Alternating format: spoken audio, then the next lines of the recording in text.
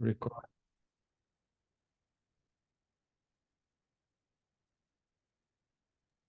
Então, já que a gente começou a gravar agora, vou falar sobre o tratamento cirúrgico da doença e, fundamentalmente, opa, travou aqui.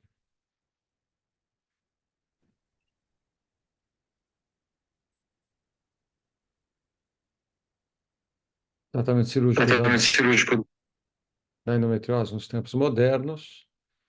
É, eu vou falar de alguns conceitos novos e, dentro eles, um conceito que não é tão novo, mas é super importante, que quando se fala em endometriose, a gente está falando de mais de uma doença.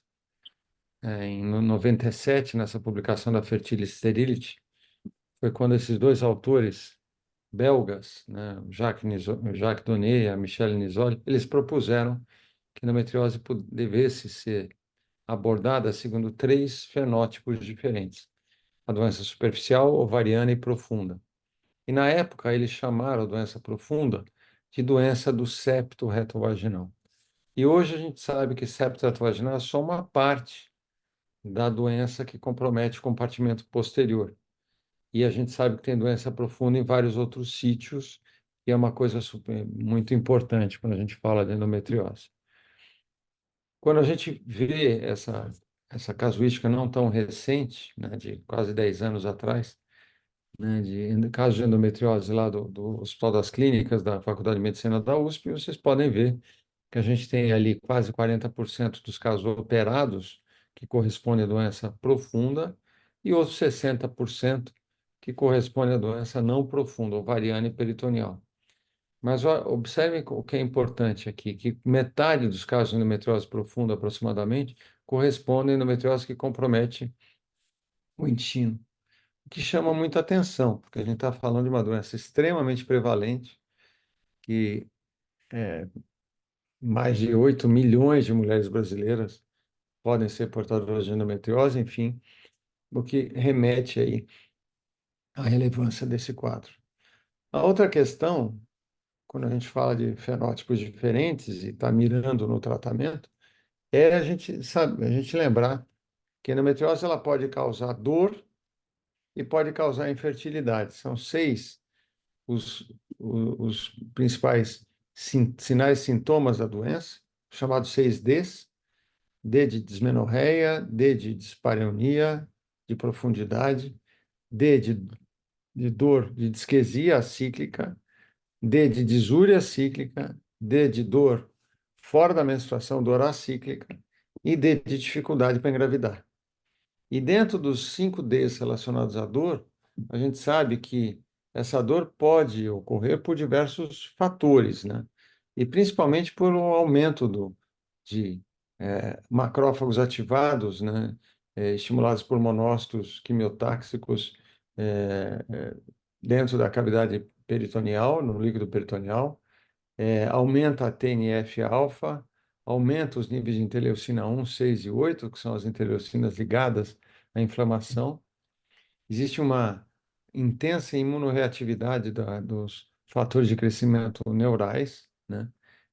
E em maior nível nos casos de endometriose profunda do que os casos de endometriose peritoneal. Os implantes de endometriose, eles liberam prostaglandinas, principalmente prostaglandina E2 e prostaglandina F, e existe um aumento do número de mastócitos, né, perto das lesões de endometriose. Então, claramente, existe aí eh, um aumento de alterações no ambiente peritoneal que justificam, né, a cólica aumentada, né, em pacientes com endometriose, muito mais do que as pacientes que têm dismenorreia primária. E quando a gente fala em fertilidade, também tem um grande número de causas, aí, pelo menos 5 ou 6 causas que relacionam endometriose e fertilidade, que extrapolam só aquele raciocínio só relacionado com as aderências, né? A gente sabe que a infertilidade ela pode estar relacionada com alterações da ovulação, alterações da motilidade tubária, alterações no ambiente do endométrio em si, né, que pode dificultar o implante de um embrião, alterações, né? E se com tudo isso a paciente engravida, ela tem mais abortamento e mais problemas de sangramento no terceiro trimestre. Então, tudo isso, obviamente, acho que tem o microfone aberto. Tudo isso nos mostra que quando a gente fala nos três tipos de endometriose peritoneal, ovariana e profunda, a presença de endometriose profunda está mais relacionada com infertilidade, mais do que as pacientes que não têm endometriose profunda nesse contexto.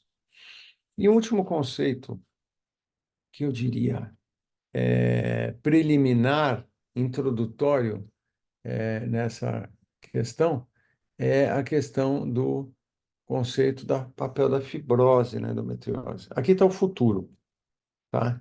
Se vocês olharem o que vai acontecer nos próximos 10 anos, tenho certeza que a gente vai passar por aí. E é por aí onde, né? A gente sabe que classicamente a endometriose é definida como a presença de glândula ou estroma endometriais fora da cavidade uterina, né? Eu até avançaria num conceito muito atual de que não é a glândula que se implanta lá fora, é um tecido semelhante, né? Na escola do Redwine, ele fala muito isso, né? Um tecido semelhante à glândula estroma endometriais que se implanta fora do útero. Mas se a gente avançar um pouco, a gente vai perceber alguns estudos recentes que mostram que é momento da gente redefinir a endometriose, o conceito da doença, incluindo a natureza fibrótica, porque a fibrose, ela tem um papel relevante. Se a gente tira, por exemplo, um segmento de reto sigmoide, a gente vai encontrar um mar de fibrose e algumas glândulas e estromas isolados ali, né? E por que que isso é importante? Primeiro, porque quando se fala em modelo animal, a gente tem que olhar para o modelo animal que tem a fibrose, principalmente se pensando em endometriose profunda. E segundo, que o futuro do tratamento clínico são drogas que diminuam a fibrose, né? Não são esses hormônios que a gente encontra aí, de Genogest, análogo GNRH, antagonista do GNRH. Eu falo isso com muita propriedade, mesmo tendo participado de boa parte das publicações mais recentes dos hormônios para tratar a doença. Porque a gente sabe que hormônio trata dor, trata sintoma, e não trata a doença. Ele não regride a doença, e que é um fato importante. Então, visto isso, para a gente definir o tratamento, a gente tem que passar pelo diagnóstico.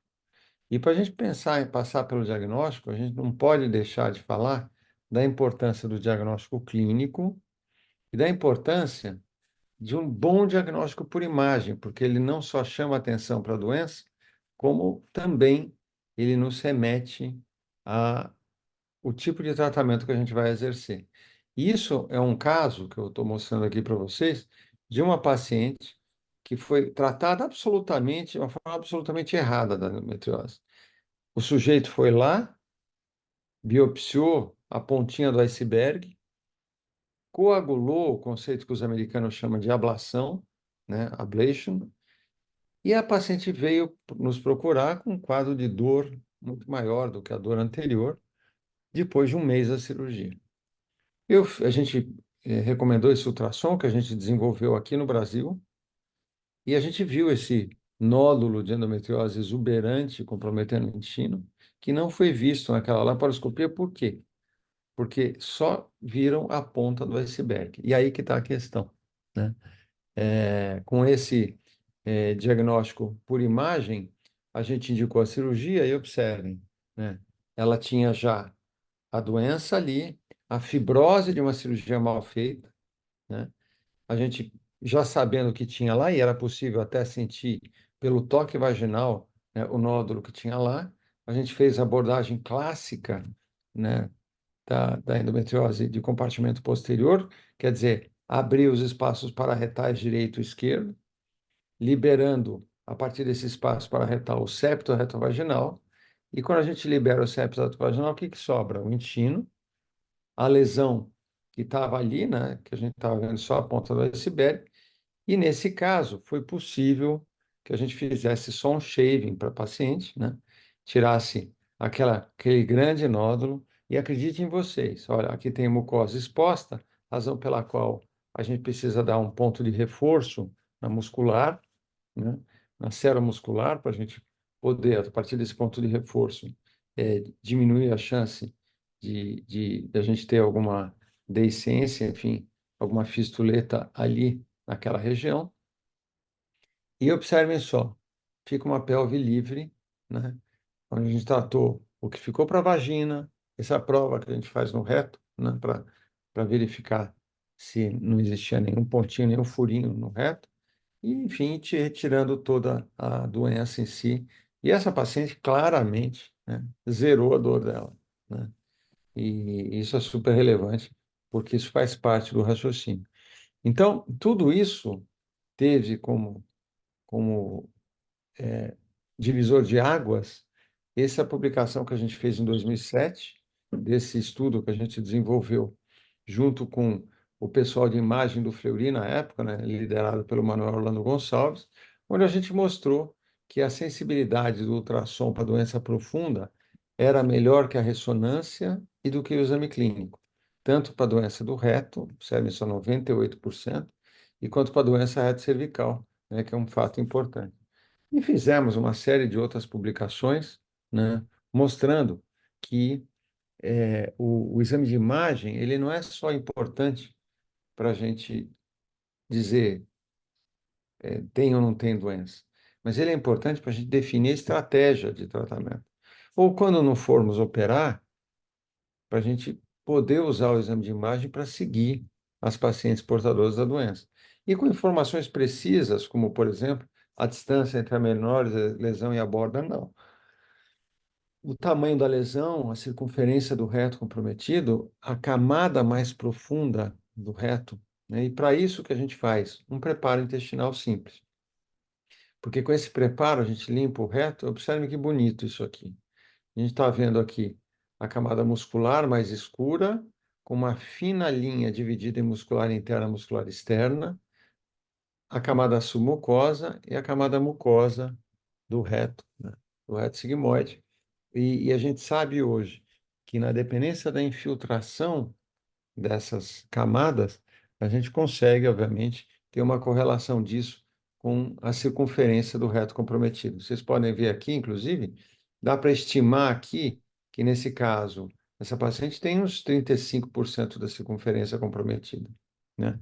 Essa lesão mais escura, hipoecóica, né? E com isso a gente consegue definir, olha, casos assim, lesão com menos de 3 centímetros, 30% da circunferência comprometida, a gente consegue fazer um disco sem ressecar o segmento, né? Isso quando tem lesão intestinal em si. E quem traz essa informação? O exame de imagem, sobretudo o ultrassom, dentro desse conceito. E a coisa evoluiu tanto que aquele paradigma que muitos de vocês, para não dizer todos, aprenderam na faculdade, incluindo eu, que o padrão ouro para o diagnóstico da endometriose cai por terra a partir desse paper. Esse é um paper que a gente publicou há 2 anos atrás, numa das maiores revistas de ginecologia, que chama Human Reproduction, e a gente mostrou um trabalho muito simples, né? Mas de altíssimo impacto. A gente pegou 120 pacientes que eu fiz a laparoscopia e gravei a laparoscopia. Peguei o consentimento delas e desses 120 pacientes, eu dei para 2 avaliadores externos. Dei o quê? Os primeiros minutos da laparoscopia, o que a gente denominou de laparoscopia diagnóstica. E esses primeiros minutos foram vistos pelo avaliador externo como se estivessem fazendo uma laparoscopia diagnóstica, que era o tal padrão ouro, né? E qual que foi a conclusão desse estudo, né? Que o ultrassom é melhor do que a laparoscopia diagnóstica para predizer os sítios da doença e o comprometimento intestinal. Ele tem uma boa acurácia para estadiar a doença e ele pode também substituir a laparoscopia diagnóstica para o planejamento cirúrgico da doença. Quer dizer, é crucial que isso possa acontecer. O nosso roteiro hoje para definir tudo isso é começar por um exame clínico. O CA-125 perde a importância. O CA-125 foi meu doutorado em 96. Eu ganhei prêmio com esse trabalho e hoje ele é pouquíssimo importante porque não existe ainda o marcador ideal para isso. E se esse ultrassom for normal, a gente vai entender que ou a paciente não tem doença ou tem doença nos estádios iniciais. Se esse exame for conclusivo, eu posso definir o tratamento. Se ela tem dor e tem doença num determinado estágio, eu posso efetivamente indicar cirurgia. E caso haja dúvidas para o ovário, a gente faz ressonância, dúvidas para endometriose profunda e compartimento posterior intestino, a gente faz ultrassom transretal, e dúvidas para trato urinário, a gente faz urografia excretora ou uroressonância. O que, na prática, é a minoria, porque a maioria a gente resolve aqui em cima, né, com ultrassom. Isso tudo fez com que a gente propusesse, né, fizesse um estudo nos últimos 10 anos de uma nova classificação da doença. Uma classificação baseada nos sítios da doença, né, e realizada a partir da identificação da complexidade cirúrgica. E com isso, a gente definiu os 4 estádios da doença a partir, né, da identificação de 4 complexidades cirúrgicas, né, e fez um segundo estudo para mostrar que é possível usar ultrassom para classificar a endometriose. Então, hoje, a paciente pode ir no ultrassonografista, ele pode fazer o exame, dar o laudo, informar a paciente e dar o estágio da doença baseado no ultrassom, né? Essa classificação, né, vocês podem baixar, a gente fez um aplicativo para todos vocês ginecologistas poderem baixar na loja de da internet, se vocês quiserem tirar um print, aí eu fazer um print ou fotografar essa tela, façam, né? E vocês vão entrar por AGL Endometriose Classification, AGL Endo Classification. Vocês vão ver lá os 2 papers aqui que vocês podem baixar e vocês vão poder clicar aqui ou aqui para falar, deixa eu estadiar pelo ultrassom ou pela cirurgia. Aí vocês vão clicar aqui se ela tem a doença comprometendo os vários sítios, né? Que são várias telas. E no final, a gente chega numa classificação com a distribuição dos focos, dos locais, o estádio de 1 a 4, né? Obviamente, a ausência de endometriose e, consequentemente, ajudando muito a orientação terapêutica da paciente portadora da endometriose em si. Então, dito isso, vamos ao X da questão. Como nós vamos tratar cirurgicamente essa paciente? Primeiro, é importante a gente reforçar: o tratamento não é sempre cirúrgico. O tratamento pode ser clínico, desde que a gente assuma que a gente vai tratar o sintoma e acompanhar a doença. E com exames de imagem atuais é possível fazer isso. Caso contrário, quando a paciente tem sintoma, a gente tem que, a proposta é a ressecção, a excisão dos focos da doença. Não é a ablação. A ablação é coagular, é vaporizar, é tratar a ponta do iceberg. Não, está errado. É cortar é tirar o foco. Isso que a gente, isso é um vídeo, inclusive, essa cirurgia tem uns 15 anos, eu gosto sempre de mostrar. A gente usa até uma técnica que a gente não tem usado mais, mas só para mostrar para vocês que tem que tirar o foco, né, por completo, né? E toda vez que a gente faz isso, as chances de recidiva despencam, né? Diferente do que tratar a ponta do iceberg, que as chances de recidiva são muito maiores, para não dizer que não é recidiva, é permanência da doença, é persistência da doença. Aqui vocês podem ver o ligamento torçoáqueo direito, cheio de endometriose, a gente tem que ir lá no fundo, tratar a doença, né? Enfim, quando o tratamento cirúrgico é dos endometriomas também é um outro detalhe importante, a gente tem que avaliar a resposta ovariana. A gente sempre, para tirar a cápsula do endometrioma, se for essa a estratégia de tirar a cápsula, a gente entra com um trocáter dentro do ovário, porque o líquido achocolatado, se a gente não tomar cuidado, ele suja a cavidade pélvica e dificulta que a gente visibilize os outros focos de doença.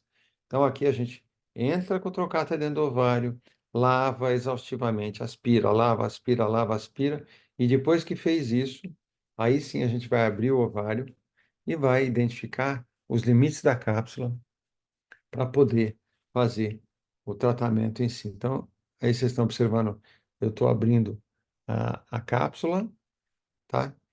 E a gente vai identificar a cápsula com bastante tranquilidade, bastante delicadeza, né? Tentando evitar o máximo possível o sangramento. Por quê? Para evitar que a gente tire folículos primordiais. E no final, a gente dá um ou dois pontinhos para orientar a cicatrização daquele ovário. E por fim, quando a gente fala em tratar a endometriose intestinal, são três as técnicas possíveis. Esse é um procedimento que tem o carimbo no nosso time, a gente trata muito com, usa muito energia unipolar, né? Que nem vocês estão vendo aqui.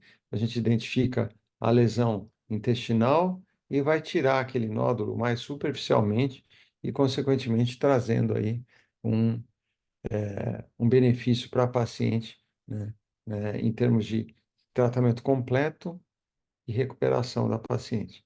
Então, aqui a gente fez o shaving, né, e depois que faz o shaving, a gente faz um ponto de reforço, né, seromuscular para poder fazer com que o risco de complicações, de fístulas, minimize totalmente nessa questão.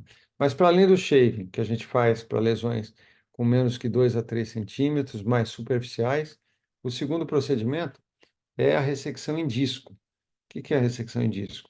Ressecção do nódulo da tampinha do reto, onde a gente dá um ponto no reto para orientar, né, a entrada do grampeador circular, coloca o grampeador circular pelo reto, que nem vocês estão vendo, abre o grampeador circular e coloca a lesão dentro do grampeador circular. Com isso, o que acontece? A gente tira aquela tampinha com uma forma segura e acaba dando um ponto de reforço também seromuscular, que também é, é é a bandeira do nosso time fazer muito isso. A gente faz isso para endometriose, para shaving, disco e ressecção segmentar, né? Para diminuir a complicação desse tipo de questão. E depois que fez esse procedimento, faz as provas de segurança, enfim, né? Mas, de novo, lesões unifocais, e nesse caso um pouquinho maiores do que aquelas que nos permitiram fazer o shaving, né? E obviamente, com uma taxa de sucesso bem bacana em relação a isso. E, por fim, existe a questão daquelas lesões maiores, de 4, 5 centímetros, ou multifocais, onde a gente é obrigado a ressecar o segmento do intestino. Aí sim, aqui a gente faz a ressecção segmentar e sempre com o parceiro cirurgião coloretal que trabalha desde o começo do procedimento conosco, não é o colega que a gente chama só para fazer um procedimento.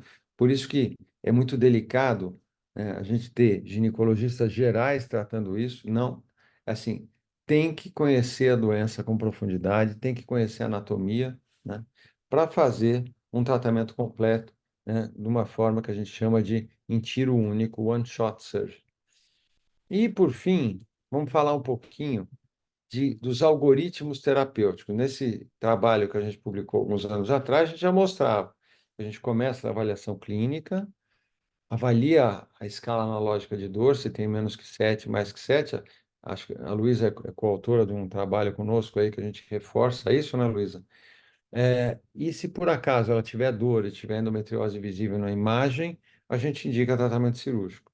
Caso contrário, a gente pode até considerar tratamento clínico e segmento das pacientes. Isso para paciente com dor e para paciente com infertilidade, com ênfase para esse algoritmo que eu citei anteriormente para a doença intestinal, né? Múltiplos nódulos ou lesão maior que 4 centímetros, com dor, ressecção segmentar. Nódulo único, com lesões com menos que 3 centímetros, né? Ou menores, nódulo ou shaving. E sem dor, a gente pode até acompanhar dentro dessa questão. Uma outra questão é o que fazer com a paciente infértil, sempre começar analisando a reserva ovariana, se ela tem dor relevante, cirurgia, mas sempre considerando criopreservação de gametas, óvulos ou embriões. Caso ela tenha pouca dor, a gente até pode priorizar a indução da ovulação ou fertilização in vitro, e na falha de duas fertilizações in vitro, na presença de dor ou eventualmente no crescimento da doença, a gente vai indicar a cirurgia aos modos do que foi discutido anteriormente, né? Esse é um outro detalhe super importante dentro dessa questão. E a última questão que eu trago aqui sob a ótica de instruir vocês, né, nesse momento. Essa questão, a febre da cirurgia robótica. O que eu adoro operar com robô. Hoje eu tive uma cirurgia robótica às 4:30 da manhã. Fiz uma esterectomia, uma paciente com uma suspeita de um tumor de ovário, enfim, está super indicado, né? Mas, observe, para endometriose a coisa é diferente. Os trabalhos têm mostrado, e tem esses dois estudos, né, muito relevantes, que não há vantagem do robô sobre a laparoscopia para endometriose. A vantagem é do treinamento de quem usa o robô. Mas cuidado para quem fala que o robô é melhor. Quem fala que o robô é melhor está vendendo ilusão para o paciente, né? Está contando uma mentira real, porque agora sai um terceiro ou quarto trabalho mostrando a mesma coisa. Não tem vantagem. Tem a vantagem de acelerar a formação do profissional. Mas a gente sabe que os melhores cirurgiões do mundo para endometriose todos fazem por laparoscopia, porque a gente tem mais tato, né? E não é nem porque robô é mais caro, menos caro. Esse tato acaba sendo super importante para isso. Agora, Deus conserve. Eu trouxe até meu tem lugares específicos, travesseiro. por exemplo, a endometriose de diafragma, e o robô pode ter uma vantagem pela angulação, enfim, né? Ou eventualmente até para a neuropelviologia, a gente entende que talvez no futuro isso possa ter um pouco de vantagem também, mas enfim, são coisas relevantes aqui. Vocês podem observar aí a gente tirando endometriose de diafragma, né? Onde a sutura, aquele ângulo, né? Acaba relevante. Observe abrimos a pleura, enfim, e depois a gente faz a sutura, né? E a gente está usando uma sutura barbada para esse contexto. Então, eu queria agradecer o convite, queria convidar todos vocês para se inscreverem nesse site que eu estou mostrando aqui. Esse site é de um evento que chama Endometriose Summit Brasil, que vai ser um evento online na sábado de manhã, próximo sábado de manhã, que é o mês da endometriose. É um evento que foi trazido para o Brasil por esse médico, essa fisioterapeuta, o André Vidali, de Nova York, essa fisioterapeuta também dos Estados Unidos, que é a Sally Sarrell, e é um evento que a gente vai ter 4 módulos e uma discussão extensa sobre a doença, tá? Em homenagem a esse mês, né? São 4 módulos de, de 1 hora e a gente vai tentar mostrar no YouTube e no Instagram também, né? Como 4 lives consecutivas, né? Que eu convido todos vocês a participar. E para isso é importante vocês se inscreverem nesse site aqui. Tá, então, obrigado pelo convite, um prazer estar aqui com vocês.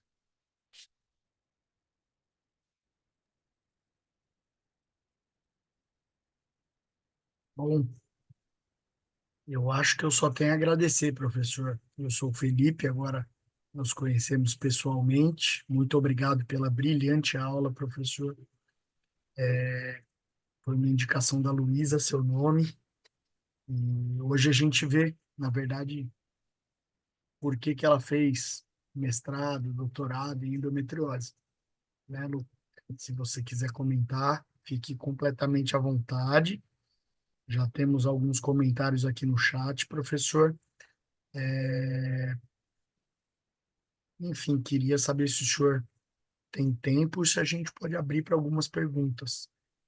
Não, pode falar, queria manifestar aqui a minha satisfação por ter orientado a Luísa. A Luísa é uma pesquisadora brilhante e ela continua trabalhando conosco, né, na coordenação, junto com a Marina, né, dos nossos projetos de pesquisa, né? A gente sabe que fazer pesquisa hoje não tem uma finalidade meramente de fazer currículo. Eu aprendi muito isso como vindo de uma faculdade menor, né? E eu aprendi também que fazer pesquisa, se a gente faz para mudar a vida das pessoas, né, isso tem uma pegada diferente. Hoje, A gente tem convido todos vocês a olharem no PubMed por Abraham MS, tem muitas publicações lá de cunho absolutamente prático, né? Que vão desde classificação, diagnóstico, algoritmos terapêuticos, né? Onde a gente tem participado aí enfim, de uma mudança importante na abordagem da doença. Então, foi um prazer estar com elas. Agora, eu não estou vendo aqui, não sei por quê, as perguntas no chat. Deixa eu ver se é more aqui. Mas, independente disso, tá aqui. O chat estava escondido. Por enquanto, só elogios à aula, professor. Tá bom, Perguntas obrigado. estamos abertos. Bom, Perguntas Muito estamos obrigada. abertos. Muito obrigada, professor, por ter vindo dar essa aula para a gente. Obrigada pelas palavras. E tenho muito orgulho, muito prazer de fazer parte desse time. E eu acho que é o nosso diferencial, é ter essa relação direta, né, entre a pesquisa e a clínica, né? Então, eu acho que faz muita diferença aí no grupo, em termos de projeção internacional dos trabalhos, reconhecimento, que eu acho que o nosso time tem esse diferencial. E parabéns pela aula, foi excelente. Não é à toa que eu estou aí desde do R1, fascinada pelo tema e segui pesquisando e estudando essa área. Eu acho que eu vou fazer a primeira pergunta, então, professor. Vou ter vou tomar essa liberdade. O senhor mostrou num vídeo um caso em que o colega anterior tinha tratado só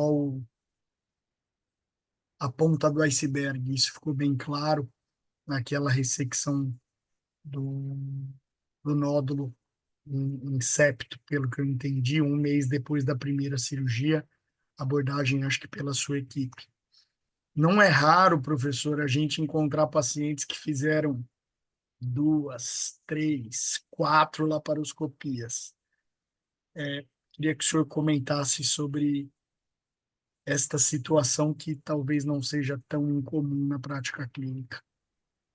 então, as pessoas falam muito que a endometriose não tem cura, né? E é muito difícil realmente falar em cura da doença. Mas eu falo para as minhas pacientes que a chance de recidiva real, a chance da paciente ser reoperada é de menos de 10% se ela for operada com conhecimento, né, e com um preceito diagnóstico pré-operatório preciso. É por isso que boa parte do que se fala em recidiva não é recidiva, é persistência da doença. É por isso que a gente fala muito, e tem até o Varley falando sobre o, a questão da ponta do iceberg ali, né? Então, de novo, a gente tem que fazer um diagnóstico completo, né, para poder indicar a cirurgia em si. E aí, o próprio Varley pergunta, né, sobre a colonoscopia. A colonoscopia, eu vou falar para vocês que não ajuda muito. Eu uso a colonoscopia quando a paciente tem antecedente de oncológico, né, coloretal na família e, eventualmente, quando a gente quer identificar aí algum detalhe de, de, de alguma... Às vezes a endometriose ela faz uma aderência, né, que cria aí um loop na cavidade. Às vezes a colonoscopia ajuda a gente a identificar isso, mas, de novo, não é o carro-chefe do diagnóstico, não. E a paciente infértil, né, que está perguntado lá pelo Thomas, o tratamento é aquilo que eu falei para vocês. Se ela tem dor maior que 7 na escala analógica de dor, a gente indica a cirurgia quando tem imagem e sempre considerando criopreservação na dependência da reserva ovariana da paciente. Reserva ovariana baixa, congelando, consideramos criopreservação antes. Caso ela não tenha dor, a gente vai indicar a cirurgia na segunda falha de FIV. A gente Que mais? tem uma outra pergunta, professor. Como investigar endometriose superficial? Boa pergunta. A gente já está fazendo o diagnóstico por ultrassom. Isso é novidade. A gente está por publicar isso. A Luísa sabe disso, porque a gente está só esperando a compilação dos últimos dados aí, mas a expectativa é que nesse ano ainda a gente consiga colocar essa publicação revolucionária também para quem estuda endometriose. Chegou uma outra pergunta aqui, o pessoal gosta de perguntar bastante sobre o acometimento ovariano, né, professor? Tem aqui, ó, em relação à endometriose ovariana, com retirada da cápsula no caso da recidiva. Seria por persistência? E a pergunta é se tem papel para oforectomia nessas mulheres com prole já constituída. É muito raro fazer oforectomia. É uma possibilidade, mas a gente não pode esquecer que a gente vai tirar os ovários, né, e vai trocar, né, uma doença por outras. E, e uma atenção especial que a gente dá hoje em dia é para a reserva ovariana da paciente. Às vezes você faz um tratamento bárbaro de uma cirurgia endometriose profunda e vai ver depois de 6 meses ela está com a reserva baixa. O que que adiantou, né? Então, por isso que a gente tem usado muito argônio, né, na base do endometrioma para poder preservar um pouco mais a reserva ovariana e vai ressecar com um pouco mais de liberdade a cápsula quando a paciente tem mais de 50 anos. Uma outra pergunta ainda sobre endometriomas, professor. Quando você opera, na verdade, eu imagino que sejam lesões ovarianas persistentes. Eu lembro que a gente seguia o endometrioma com ultrassons seriados. Queria saber do senhor. Mas aqui ele pergunta especificamente quanto ao tamanho. Tamanho de lesão cirúrgica endometrioma de ovário. Então, o tamanho que acaba preocupando a gente é um tamanho que foi estabelecido de 4, 5 centímetros, tá? Eu acho que é um número meio cabalístico até, né? Se a gente for olhar na prática, acaba sendo assim porque a chance de ruptura e de compressão do ovário viável é um pouco maior. A gente só não pode esquecer que tamanho de endometrioma não é a quantidade de doença, é a quantidade de sangue dentro do cisto, né? Então, esse é um ponto importante. O único problema é que se você aspira esse cisto, o sangue vai voltar, né? Então, isso é uma informação relevante aí para o contexto. Professor, a Luciana Lunardi está com a mão levantada já faz um tempinho. Eu vi que ela mandou aqui no chat. Boa Papel, pergunta, Luciana. teste Papel salivar do microRNA. Uma pergunta o mirabolante, microRNA, Lu. não, não é tanto não, viu? O microRNA é uma tendência hoje para o diagnóstico não invasivo da endometriose e, e a gente mesmo está de olho nisso.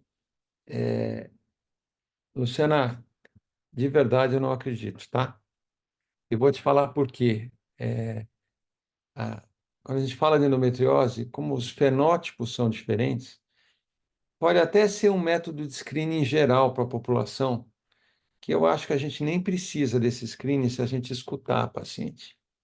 Se a gente evitar o que a gente chama de gaslighting. Gaslighting é quando o médico não escuta o paciente, né? Evitar aquele conceito antigo que se falava que a endometriose, depois que casar, passa, né? Então, de novo, fala-se em microRNA, mas não existe ainda o marcador para a doença. Ainda hoje, o referencial diagnóstico não invasivo é o ultrassom ou a imagem, né? Mas eu mesmo estou lidando, estou trabalhando com protocolos na direção de um diagnóstico não invasivo, mas não acho que é na saliva, não. Bom, eu vou deixar Algo ainda as mais? perguntas abertas para nossos ginecologistas. Vocês já esgotaram todas as perguntas que esse mero obstetra poderia ter, queridos. Doutora Marta Kemp, doutor Cassiano Andalaft, Mari Morimoto. Alguém tem mais alguma pergunta para o professor Maurício? Tem uma Eu, pergunta do Gabriel aqui do chat depois. Opa. Pode Se perguntar, sempre, Marco. se sempre criopreservar. Sempre criopreservar, professor? Essa é uma boa O pergunta. Gabriel perguntou aqui no chat. Gabriel, de verdade, eu acho que a gente tem que cada vez mais criopreservar. Se eu pudesse sugerir para toda menina com mais de 30 anos para considerar a criopreservação, eu sugeriria que não está vislumbrando gravidez e que acha que gravidez é uma coisa importante na vida dela. Porque quanto mais cedo você preserva, mais qualidade e mais quantidade. O que acontece é que quando se fala em endometriose, que é uma doença que leva ao declínio da função ovariana, isso se torna mais importante ainda. Então, de novo, importante a criopreservação e dentro dessa relevância aí, obviamente, a gente tem que dar ênfase maior para aquelas pacientes que têm a reserva ovariana menor ou quando ela tem endometriose ovariana. Tem uma outra pergunta aqui no chat, professor da Marina Apostólico. Papel da indocyanina nas cirurgias para endometriose. Se o senhor utiliza e se facilita a retirada da lesão. Essa pergunta é bacana também. A endocianina verde é um recurso para a gente ver vascularização. É um recurso que requer uma aparelhagem, né, uma torre de laparoscopia que tenha esse recurso, né, e que o marcador aí, endocianina, nem é tanto problema, porque não é cara. A questão é que para o dia a dia a gente acostumou a lidar sem ela. A gente brinca muito na cirurgia, né, que a endocianina que a gente usa é a vermelha. Porque se você vê que a vascularização está boa e está sangue, às vezes você corta o reto, ou corta aquela, faz uma ressecção segmentar e vê que os vasos estão ali, aquilo não precisa de endocianina verde de jeito nenhum. E para identificar o ureter também não. Ah, pode usar, é bonita, bacana, é cinematográfico, né? Eu sou muito prático, tá? E lembrem que eu estou falando como ex-presidente da AGL, que é a maior sociedade de cirurgia ginecológica do mundo. Mesmo lá, eu falava diretamente com as minhas críticas sobre o robô. Acho que é importante, nesse ambiente acadêmico, a gente lembrar que é super, super importante, tá? Que a gente tem que tomar muito cuidado com a indústria. E dos mais, não é só a indústria farmacêutica, não. A indústria farmacêutica, a indústria, a indústria farmacêutica, a indústria do equipamentos cirúrgicos, certo? Uma outra curiosidade que eu queria dividir aqui com vocês. Se vocês pegarem os tratamentos clínicos da endometriose, todos os tratamentos tratam sintoma. Não tem uma droga que seja melhor que a outra. Você tem aquelas que dão menos efeito colateral, que tem melhor aceitação, que o custo-benefício seja diferente. Você tem situações, por exemplo, que eu quero mais ênfase em antiestrogênica. Você tem, por exemplo, o antagonista que surgiu agora nos Estados Unidos e na Europa, né, que ele diminui mais rapidamente o nível estrogênico da paciente e para aquelas pacientes que têm adenomiose associada, mas tomem cuidado com lavagens cerebrais. Porque os trabalhos científicos, por exemplo, e eu participei de dois deles, um publicado na Lancet e um publicado no New England, né? Eles comparam doença com placebo. Não é assim. Tem que comparar o uso do antagonista, ou do análogo, ou de qualquer medicação, com outras medicações, como, por exemplo, uma pílula contraceptiva, né? Da mesma forma que na bula do Dienogest está escrito lá, ou não é contraceptivo? Quem que me fala isso? O Dienogest é contraceptivo? É um progestógeno. Essa é uma ótima pergunta, professor. Eu pego pacientes usando com uma certa frequência, mas eu já vi falha. Não é esse o contexto. Não, eu já vi Falha. falha dela chegar grávida. Então, mas não é esse o contexto, porque eu já vi falha com outros métodos. Sim, também. Mas o Dienogest, ele é contraceptivo. Está escrito na bula que não é, por quê? Porque se ele se declarar na bula que é contraceptivo, tem que despencar o preço. E com isso o que acontece? Porque existe um limite de custo dos contraceptivos pela lei brasileira. Enfim, são mensagens, né, Subliminares. subliminares que é importante a gente passar aqui. Concorda, Luísa? Concordo. É Acho que é muito uma. marketing e cada dia vendem, né, como a solução, o tratamento da endometriose. E a gente tem que olhar bem de perto aí o que que a indústria está falando, vendendo. Olha Professor, o André aí. André Vinícius, o que que você está fazendo aí, rapaz? Muito prazer em ter você aqui. tem mais duas perguntas aqui no chat, professor. Uma do Dr. Thomas, que é nosso professor e trabalha com fertilidade, sobre FIV na endometriose. Se existe algum protocolo específico, se o senhor sugere o protocolo longo ou com antagonista. E eu acho que a seguir já perguntam se tem papel a dosagem da interleucina 6 para o diagnóstico da endometriose. Então, vou começar pela segunda, interleucina 6, foi a tese de mestrado do Dani conosco 10 anos atrás. É um marcador de inflamação, tá? E na época a gente avaliou a interleucina 1, 6 e proteína amiloide A. Mas a sensibilidade não justificava o uso, né? Existe um feeling meu que a interleucina 8 possa ter um papel relevante aí. Tanto que a droga mais promissora para tratar endometriose hoje é um anti-IL-8. Então, isso é só curiosidade. Agora, em relação ao protocolo curto ou longo, existe uma tendência em a gente indicar, recomendar fertilização para alguns casos, né, depende se ela tem adenomiose associada com bloqueio ovariano um pouco mais efetivo, né? Então, essa é a premissa que a gente usa hoje para quando ela tem a endometriose em atividade ou tem adenomiose associada. A Marta está com a mão levantada. Diga lá, Marta. Boa noite, pessoal. Professor, obrigada pela aula brilhante.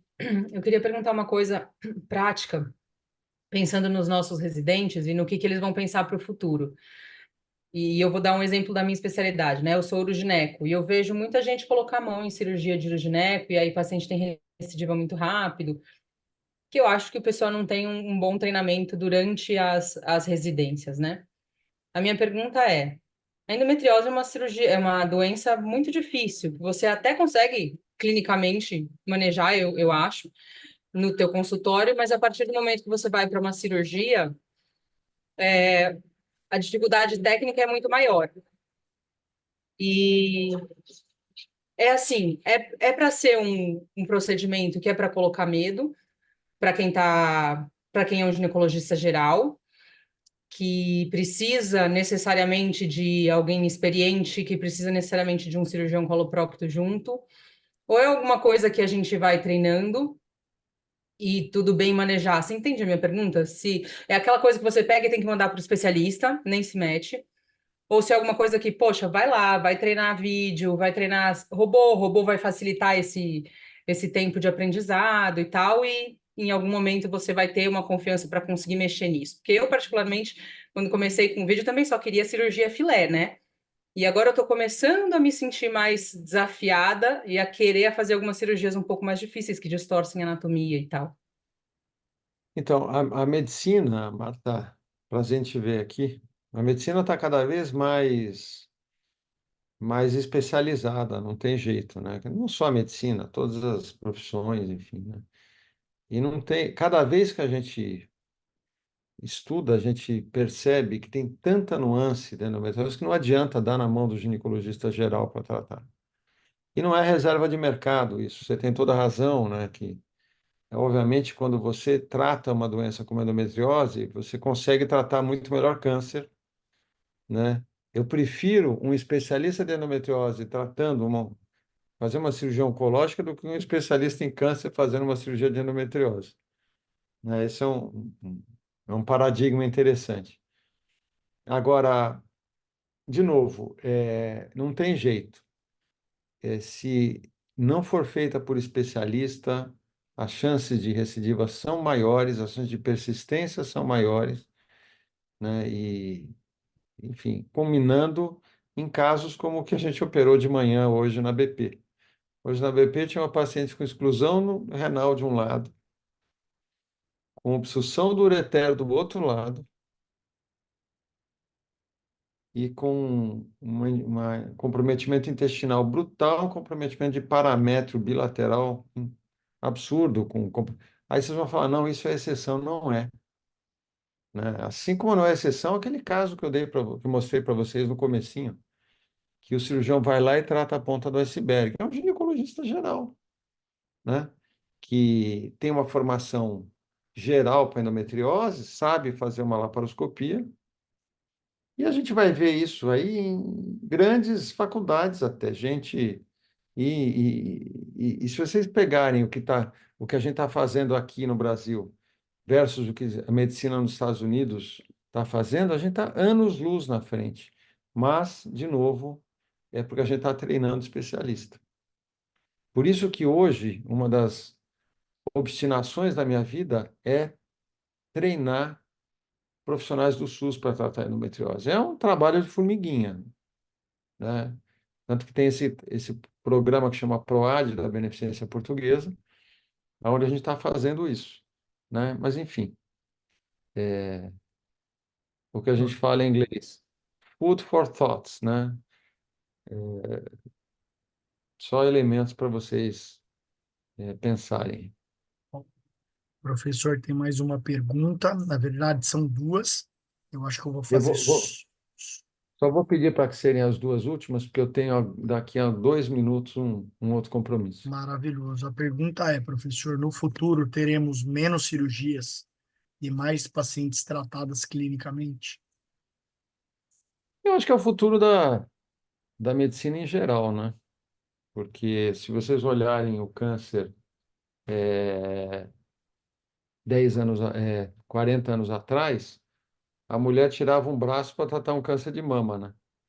E hoje, enfim, a coisa está muito mais evoluída, né? Então, é uma tendência, né? E vão surgir tratamentos clínicos, né?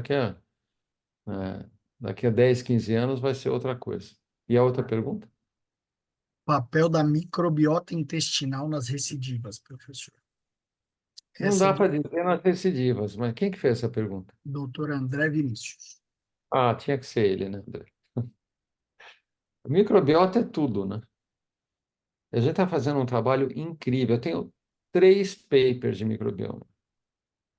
Um deles que a gente fez junto com o MIT, né? Os papers que a gente tem, esse que a gente fez com o MIT mostra que existe uma bactéria vaginal que ela está, Anaerococcus está está aumentado nas pacientes com endometriose avançada. Então, assim, é, recentemente até um grupo de experts publicou na revista da GL uma o Fusobacterium é uma possibilidade também, viu, André? Não é o que a gente encontrou, tá? Mas é uma possibilidade também.